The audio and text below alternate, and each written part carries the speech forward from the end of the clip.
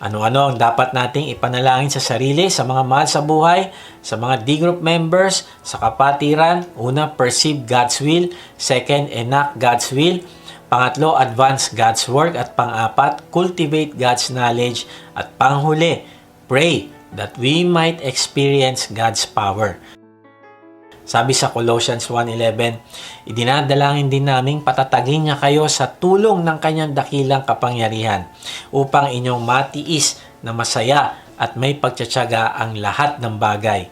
Kaibigan, ang buhay Kristiyano at buhay paglilingkod sa Diyos ay hindi mahirap kung hindi imposible. Hindi natin to kaya sa sarili nating lakas. Yung lakas natin ay humihina, napapagod. Samantalang yung kapangyarihan ng Diyos, walang hanggan at malakas. Kaya kailangan natin ng dakilang kapangyarihan na magpapatatag sa atin na galing sa Diyos. Nakakalungkot dahil may mga taong hirap na makasurvive sa buhay na ito dahil sa pagdepende sa sariling lakas. At hindi nila nare-realize na kailangan nila ang Diyos sa kanilang buhay. Kaya nga, sabi ni Paul Washer, the more you trust in the arm of the flesh, the less you're going to see of the power of God. Tama ito, ano? Hindi natin mararanasan ng kapangyarihan ng Diyos kung ayaw naman nating magdepende sa Kanya. Kaya kung nais nating umani ng mga ligaw na kaluluwa, ay kailangan nating ipanalangin ang pagkilos at kapangyarihan ng banal na spirito sa buhay natin. Kung gusto natin magkaroon ng impact sa ating magulang, asawa, anak, kaibigan, katrabaho, ay kailangan natin ng power na galing sa banal na spirito.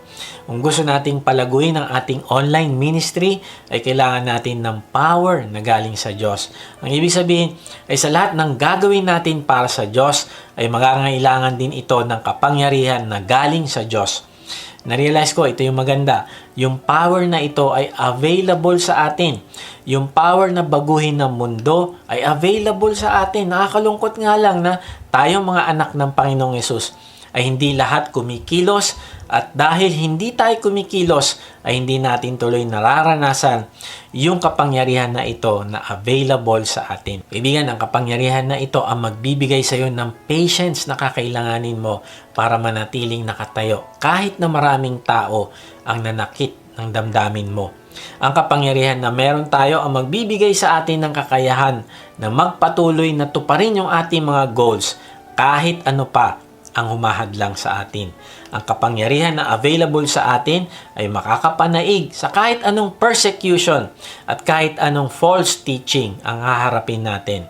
Halimbawa, ang Panginoong Yesus na nanatiling matatag sa harap ng mga taong umaakusa sa Kanya, na pagtagumpayan niya yung paninirang puri, pagdudura, pagsampal at pag-iinsulto, paglalatigo at pagpako sa Kanya sa krus. At kahit anong sakit na mga ito ay hindi niya ibinuka yung kanyang bibig para maggalit sa mga taong nanakit sa kanya at pumapatay sa kanya. At sa halip, ang sabi niya, Ama, patawarin mo sila. Kaibigan, ito yung tinatawag na kalakasan. Ito ang tinatawag na kapangyarihan. At available din ito sa atin. Kaya kung palagi kang nagtatampo, palagi negative ang tingin mo sa mundo, ay maaaring umaasa ka sa iyong sarili. Kaya hanggang ngayon, hindi ka makatawid sa pinagdadaanan mo. Kaibigan, hingin mo sa Diyos ang kapangyarihan na ito na binibigay niya sa mga nanampalataya sa Panginoong Yesus. Sabi sa 2 Timothy 1:7, sapagkat ang espiritong ibinigay sa atin ng Diyos ay hindi espiritu ng kahinaan ng loob, kundi espiritu ng kapangyarihan, pag-ibig at pagpipigil sa sarili. Grabe, ang sabi sa talata ay ang binibigay sa ating espiritu ay hindi kahinaan ng loob. Kaya kaibigan, wag mo sanayin ang sarili mo na palaging natatakot na manindigan sa tama at ipahayag ang iyong pananampalataya. Hindi nanahan ng banal na espiritu sa iyo para hindi mo ipagamit ang iyong sarili para sa kaharian ng Diyos. Hindi nanahan ng banal na espiritu sa iyo para manatili ka lang sa isang sulok. Hindi nanahan ng banal na espiritu sa iyo para tumakbo ka sa mga alalahanin mo sa buhay. Sabi sa Efeso 6:10, bilang pangwawakas, magpakatibay kayo sa kalakasang galing sa Panginoon at sa kanyang dakilang kapangyarihan. Kaibigan, magpakatibay ka. Pray that you might experience God's power. Sabi ni Stormy Omartian, there's only one power in the world. great enough to help us rise above the difficult things we face. The power of God. Kaibigan, hindi ko alam kung anong pinagdadaanan mo, pero magtiwala ka sa Diyos na ginagamit niya ang kanyang kapangyarihan sa likod ng mga pinagdadaanan mo. Merong isang lalaki na sobrang bigat na sa buhay at ang sabi niya, ayoko na, gusto ko na mamatay. At ang ginawa ng lalaki, sabi niya, pupunta ako sa gubat. Makikipag-usap ako sa Diyos sa huling pagkakataon. Nung naroon na siya sa gubat, sabi niya, Lord, bigyan mo ako ng isang dahilan kung bakit hindi ko pa kailangang putulin ang buhay ko. Alam mo, sumagot ang Diyos sa kanya, sabi nito, tumingin ka sa paligid mo. Nakikita mo ba yung mga fern seeds at saka yung mga bamboo seeds? At yung iba pang mga halamanan? Sabi niya, opo. Sabi ng Diyos, nung tinanim ko yung fern at saka yung bamboo seeds, ay inalagaan ko silang mabuti. Binigyan ko sila ng araw. Binigyan ko sila ng ulan. Lumaki yung fern ng mabilis at tumangkad. Yung kanyang mga sanga ay naglakihan. Pero yung bamboo ay walang nangyari. Pero hindi ako sumuko sa bamboo. Noong 2nd taon, lalong lumaki, lalong mas naging green yung fern. Pero yung bamboo, wala pa rin nangyari. Pero hindi ako sumuko sa bamboo. Noong 3rd taon, wala pa din ako nakitang progreso sa bamboo. Pero hindi ako sumuko. Sa 4th na taon ay wala pa rin ako nakita sa bamboo. Pero hindi ako sumuko. Noong 5th taon naman ay merong maliit na sprout ang umusbong mula doon sa bamboo. Pero kung ikukumpara mo sa fern, ay masyadong maliit ito. Pero alam mo, after 6 months, tumubo ang bamboo pataas, 100 feet tall. Sa loob pala ng 5 taon na hindi nakikita ang pagtubo ng bamboo, ay palalim naman ng palalim ang kanyang ugat. Yung mga ugat na yon ang nagbigay ng kalakasan para siya makasurvive. Sabi ng Diyos, wala akong hinahayaan na pagsubok sa aking mga nilikha na hindi nila kayang pagtagumpayan.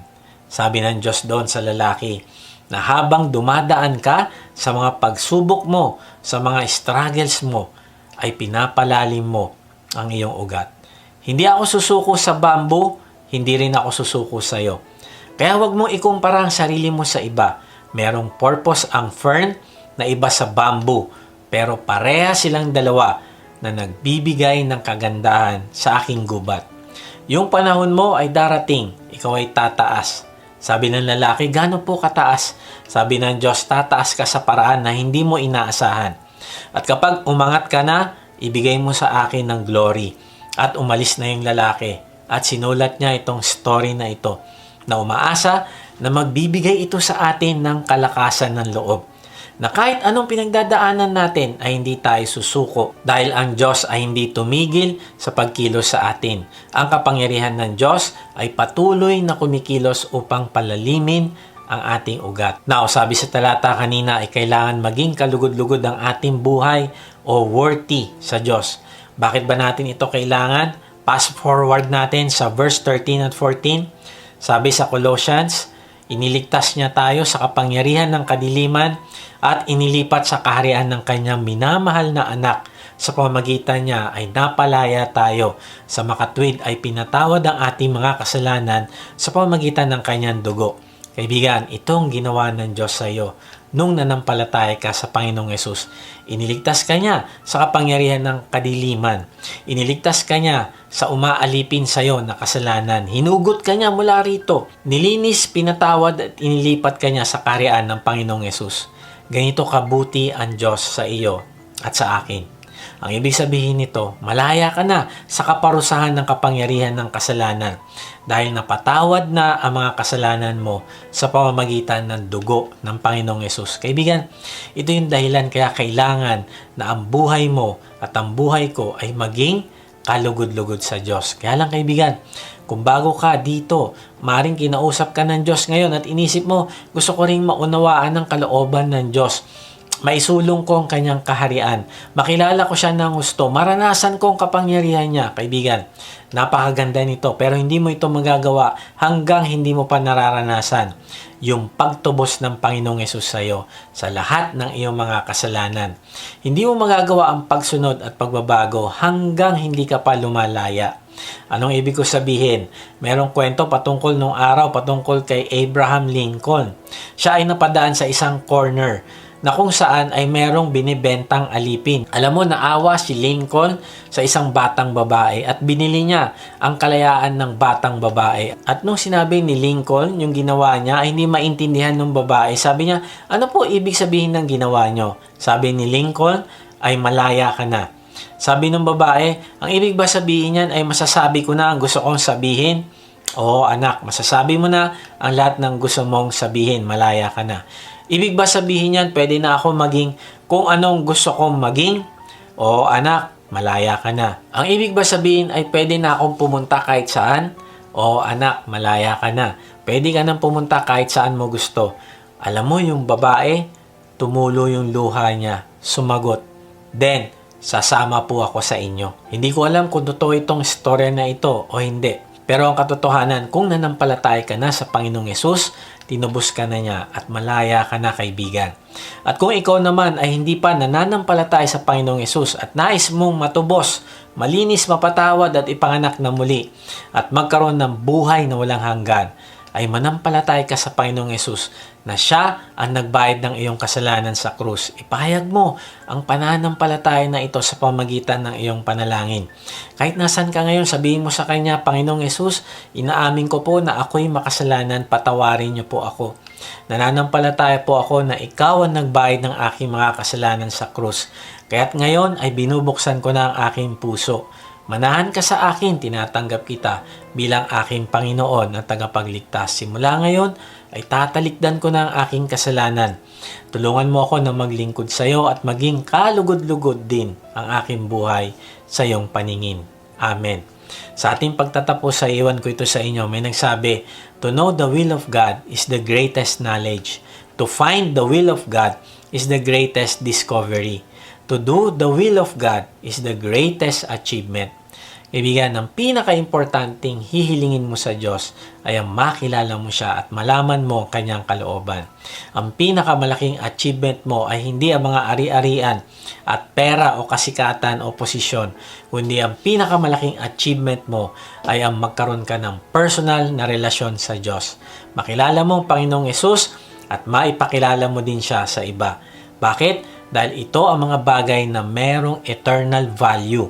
Ito ang mga bagay na hindi nawawala, hindi nasusunog, hindi kinakalawang, at hindi nananakaw. Kaya kaibigan, pray that you might perceive God's will, enact God's way, advance God's work, cultivate God's knowledge, and experience God's power. At kapag nangyayari at natutupad ang mga ito sa buhay mo, ay ito ang greatest achievement mo. Bakit? Dahil ito ang totoong success sa mata ng Diyos. God bless.